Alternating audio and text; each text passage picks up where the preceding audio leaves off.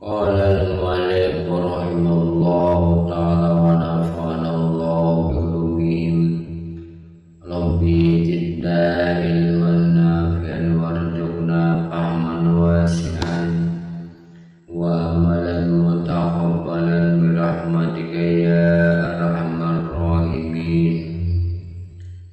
Bismillahirrahmanirrahim. Allah subhanahu wa ta'ala berfirman, wa qulil hamdulillahi wa salamun ala ibadihil ladzina istafa. Katakanlah segala puji bagi Allah dan keselamatan atas hamba-hamba Allah yang terpilih. Al-Quran surat An-Naml, surat yang ayat yang ke-59. Pada ayat terakhir dari surat An-Naml disebutkan, wa qulil hamdulillahi sayuriikum ayatihi. Katakanlah segala puji bagi Allah, nanti Dia akan menunjuki kamu tanda-tanda kekuasaannya. Allah subhanahu wa ta'ala juga berfirman, wa qulil hamdulillahillazi lam yattakhiz walada. Katakanlah segala puji bagi Allah yang tidak mempunyai anak. Al-Quran surat Al-Isra ayat 111. Dalam firman yang lain, la in syakartum la azidannakum. Andai kata kamu bersyukur, niscaya aku akan menambahi kamu. Quran surat Ibrahim ayat 7. Allah subhanahu wa ta'ala menjelaskan, fazkuruni azkurkum waskuruni wala takfurun. Ingatlah, sebutlah aku, niscaya aku mengingat atau menyebut, dan bersyukurlah kepada, dan janganlah kamu mengingkari aku. Al-Quran surah Al-Baqarah ayat 152. Ayat yang menjelaskan suruhan memuji, bersyukur dan keutamaannya banyak sekali. Diriwayatkan dalam Sunan Abu Dawud dan Ibnu Majah serta Musnad Abi Uwana Al-Asfarayin, yang diriwayatkan dalam Sahih Muslim dari Abu Hurairah radhiyallahu anhu, dari Rasulullah sallallahu alaihi wasallam bersabda, kullu amrin zibalin la yubda'u fihi bilhamdulillah fahuwa afdal. Setiap urusan penting yang tidak dimulai dengan ucapan alhamdulillah, maka akan sedikit berkah. Dalam suatu riwayat disebutkan, kullu kalamin la yubda'u fihi bilhamdulillah fahuwa alzam. Setiap pembicaraan yang tidak dimulai dengan alhamdulillah, maka akan sedikit berkah.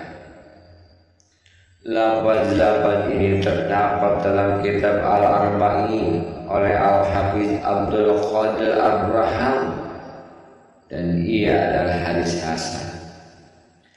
Para ulama berkata, dianjurkan memulai dengan ucapan alhamdulillah bagi setiap pengarang, pelajar, pengajar, khatib, orang yang membina, dan dalam menghadapi urusan-urusan penting lain.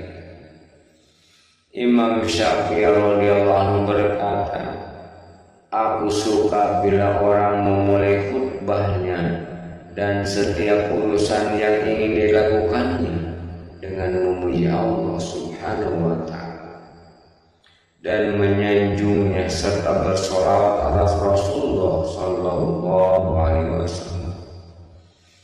Ketahuilah ucapan alhamdulillah itu disukai dalam memulai setiap urusan penting.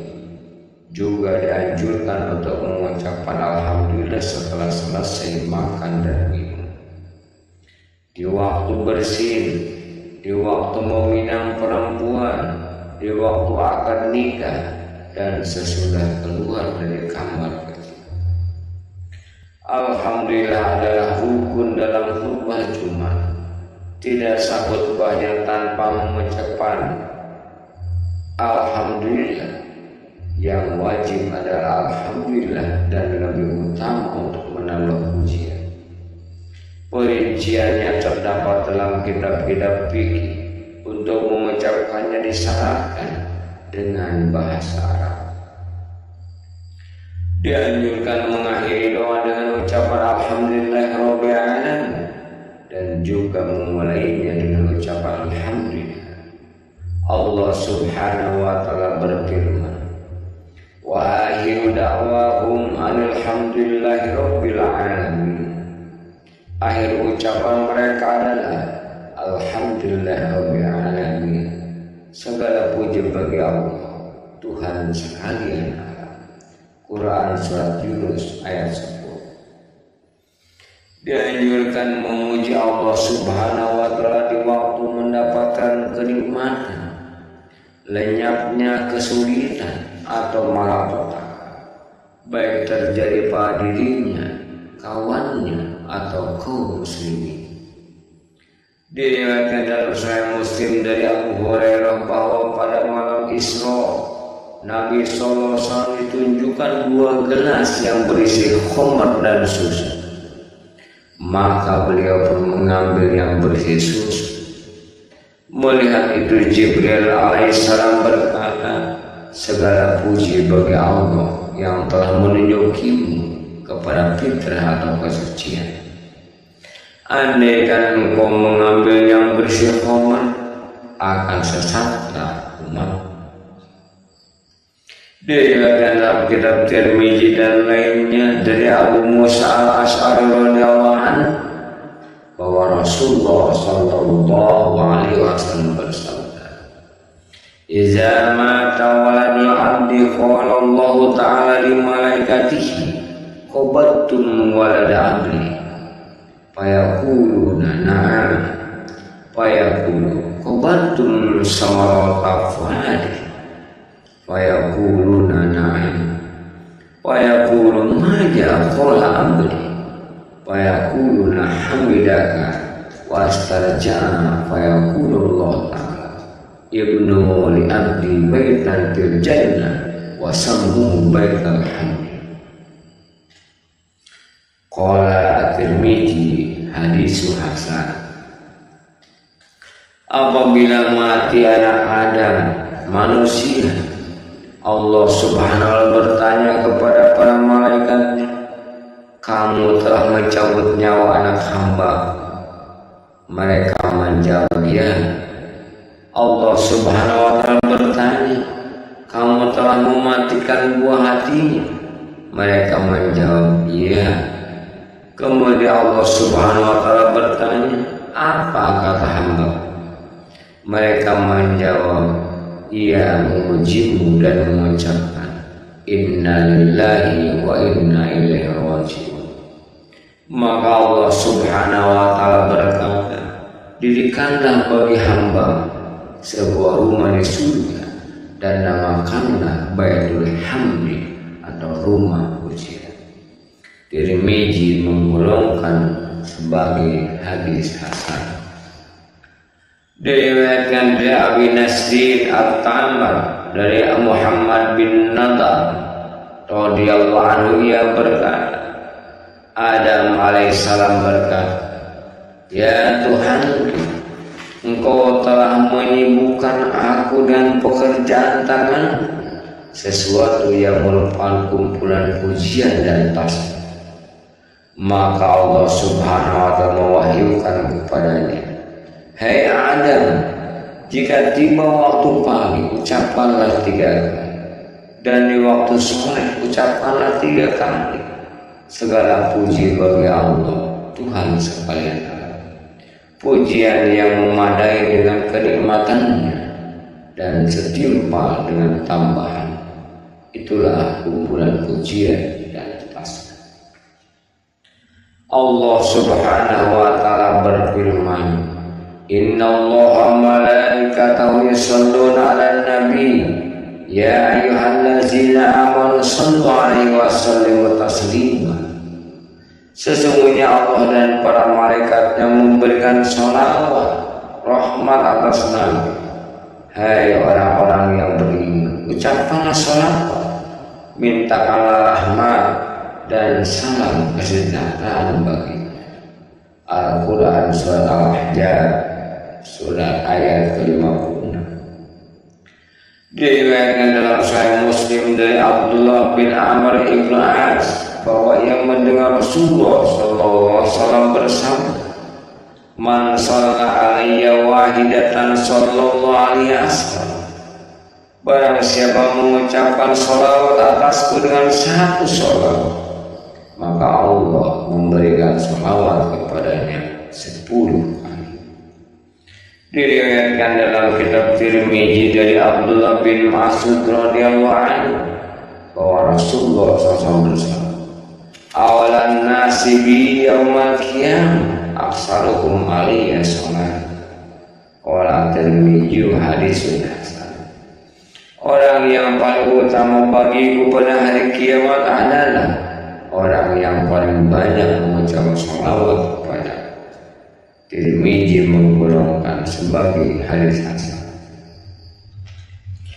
Dengan isnad sahih Abu Dawud, Nasai dan Ibnu Majah meriwayatkan dari Aus bin Aus radhiyallahu anhu bahwa Rasulullah SAW bersabda, Inna min afdali ayyamikum yaumal Jum'ah faksidu alayya min sholati fi fa inna sholatakum ma'rudatun alayya. Faqala ya Rasulullah kaifa turadu sholatuna alayka wa qad aramta. Qala inna Allah harrama ala ahli azal anbiya. Sesungguhnya harimu yang paling utama adalah hari Jumat, maka perbanyaklah sholawat kepada hari itu, karena sholawatmu ditunjukkan kepada para sahabat bertanya, wahai Rasulullah, bagaimana sholawat kami ditunjukkan kepadamu sedangkan engkau tubuhmu telah rusak? Rasulullah SAW menjawab, sesungguhnya Allah Subhanahu wa ta'ala mengharamkan tubuh para nabi bagi bumi sehingga tetap utuh. Diriwayatkan dalam Sunan Abu Dawud pada akhir kitab haji dalam bab ziarah kubur dengan isnad sahih dari Abu Hurairah bahwa Rasulullah SAW bersabda, La taj'alu kubri idan wa sallu alayya fa inna salatakum tablughuni haitsu kuntum. Janganlah kamu menjadikan kuburanku untuk perayaan dan ucapkanlah salawat kepada, karena salawatmu akan sampai kepadaku dimanapun kamu berada.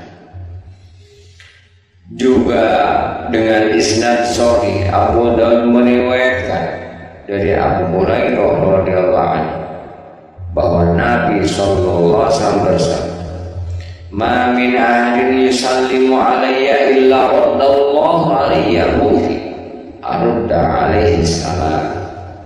Tidaklah seorang memberiku salam kepada, melainkan Allah memberikan ruhku kepada, sehingga aku bisa menjawab salamnya.